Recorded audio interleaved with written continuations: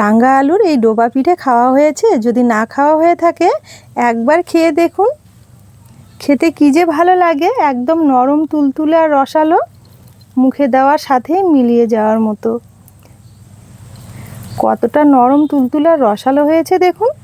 এখন বাজারে প্রচুর পরিমাণে রাঙা আলু পাওয়া যাবে, আর এই রাঙা আলু নিয়ে এসে একটা দুটো আলু দিয়ে এই পিঠেটা একবার বানিয়ে খেয়ে দেখুন। কথা দিচ্ছি, একবার তৈরি করে খেলে আপনারা বারবার খেতে চাইবেন। এই পিঠে খেতে অসাধারণ লাগে, মুখে দেওয়ার সাথেই মিলিয়ে যাওয়ার মতো।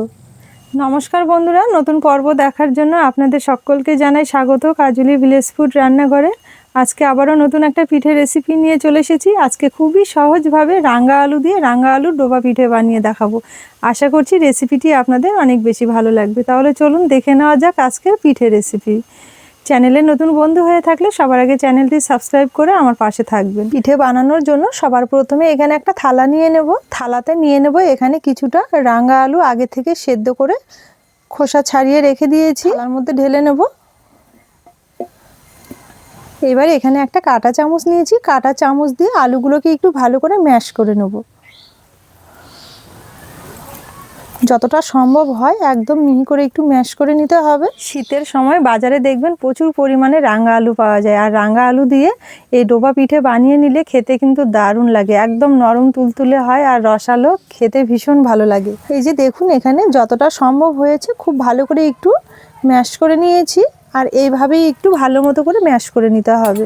এবার এই আলুর মধ্যে ছোট বাটি মেপে এক বাটি নিয়ে নেব ময়দা, আর নেব ছোট বাটি মেপে হাফ বাটি ফ্রেশ নারকেল কোড়া। এখানে 3 থেকে 4 চামচের মতো হবে। এই নারকেল কোড়া দেওয়ার কারণে পিঠেগুলো খেতে কিন্তু অনেক বেশি ভালো লাগবে। আর নেব 3 চামচের মতো গুঁড়ো দুধ, আর দেব 4 চামচ মেপে 4 ভাগের 1 ভাগ বেকিং পাউডার, ঠিক ততটাই দেব বেকিং সোডা, আর দেব সামান্য একটু লবণ।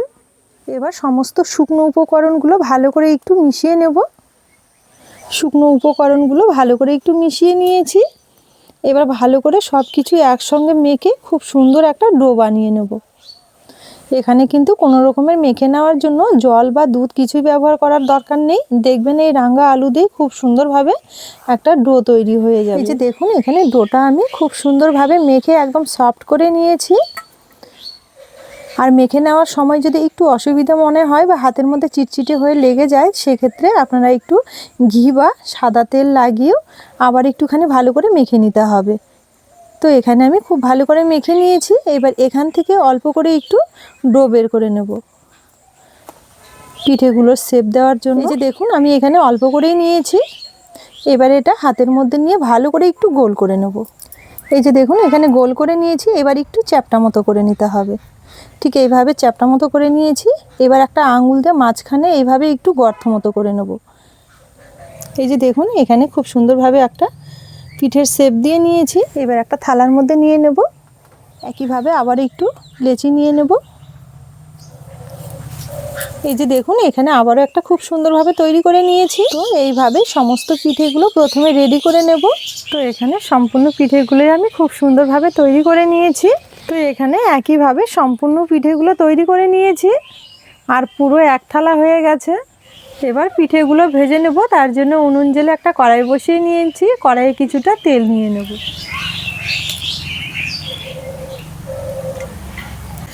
পিঠেগুলো ভেজে নেওয়ার জন্য প্রথমেই কিন্তু তেলটা খুব একটা বেশি গরম করা যাবে না, হালকা আছে তেলটা হালকা কুসুম গরম রাখতে হবে। আর সেই অবস্থায় পিঠেগুলো একটা একটা করে তেলের মধ্যে ছেড়ে দিতে হবে। অবশ্যই কিন্তু এটা লক্ষ্য রাখতে হবে। এই যে দেখুন এগুলো তেলের মধ্যে দেওয়ার পর একটু পিলপিল করছে, তার মানে কিন্তু তেলটা খুব একটা বেশি গরম নেই। এই রকমই গরম অবস্থায় এই পিঠেগুলো ছেড়ে দিতে হবে। তো এখানে আমি কিছুটা দিয়েছি, 2 ব্যাচে ভেজে নেব।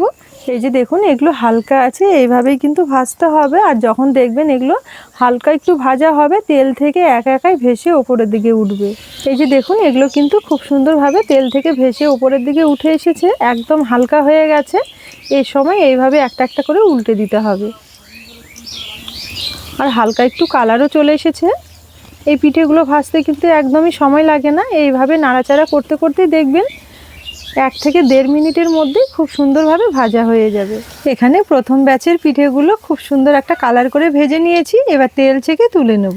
এই যে দেখুন এখানে খুব সুন্দর একটা কালার করে ভেজে নিয়েছি। আর পিঠেগুলো আমি কত ছোট ছোট তৈরি করেছিলাম আর কতটা বড় বড় হয়ে গেছে দেখুন। সম্পূর্ণ পিঠেগুলোই এইভাবে তেল ছেঁকে ছেঁকে একটা থালার মধ্যে তুলে নেব।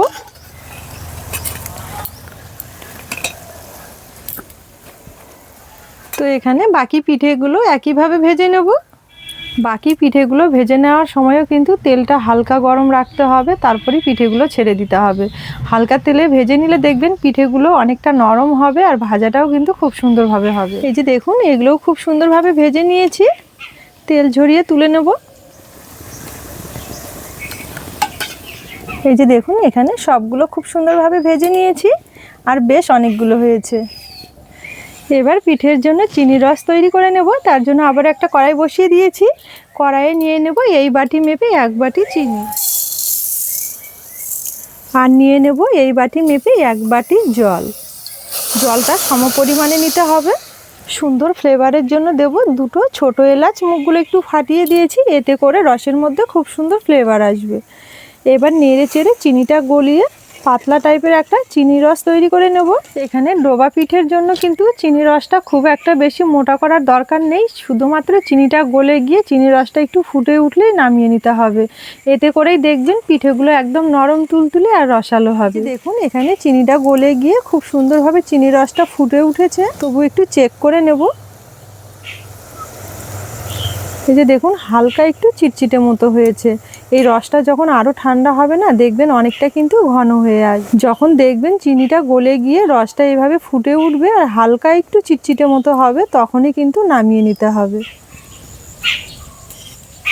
এবার গরম গরম রসের মধ্যে পিঠেগুলো ছেড়ে দেবো। তবে পিঠেগুলো কিন্তু এখন একটু ঠান্ডা হয়ে গেছে, তবে রসটা কিন্তু অনেকটাই গরম রয়েছে। এই অবস্থায় পিঠেগুলো ছেড়ে দেবো।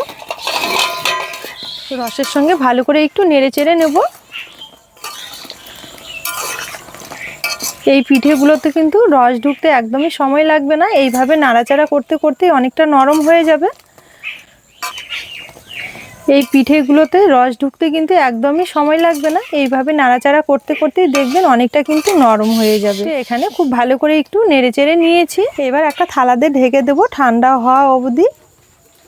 এখানে পিঠেগুলো আমি হালকা একটু ঠান্ডা করে নিয়েছি, 5 থেকে 7 মিনিটের জন্য রেখে দিয়েছিলাম। আর দেখুন এরই মধ্যে পুরো রসটাই কিন্তু সোপ করে নিয়েছে। কতটা সুন্দর হয়েছে দেখতে দেখুন। তো এখানে আমি একটা পিঠে আপনাদের তুলে দেখাবো। দেখুন পিঠেগুলো কতটা সুন্দর হয়েছে আর কতটা রসালো হয়েছে। ভাবাই যায় না যে এই পিঠেগুলো তৈরি করা এত সহজ আর এতটা নরম তুলতুলে আর রসালো হয়। প্রত্যেকটা পিঠে কিন্তু দারুণ হয়েছে। দেখুন এগুলো কতটা রসে টইটুম্বুর হয়ে গেছে দেখুন। এবার সব পিঠেগুলোই একটা থালার মধ্যে তুলে নেব। সেরা স্বাদের পিঠে খেতে হলে এই পিঠেটা অবশ্যই একবার তৈরি করে খেয়ে দেখতে পারেন। খেতে কি যে ভালো লাগে, নিজে হাতে তৈরি করে না খেলে বুঝতেই পারবেন না যে এই পিঠের স্বাদ কত বেশি।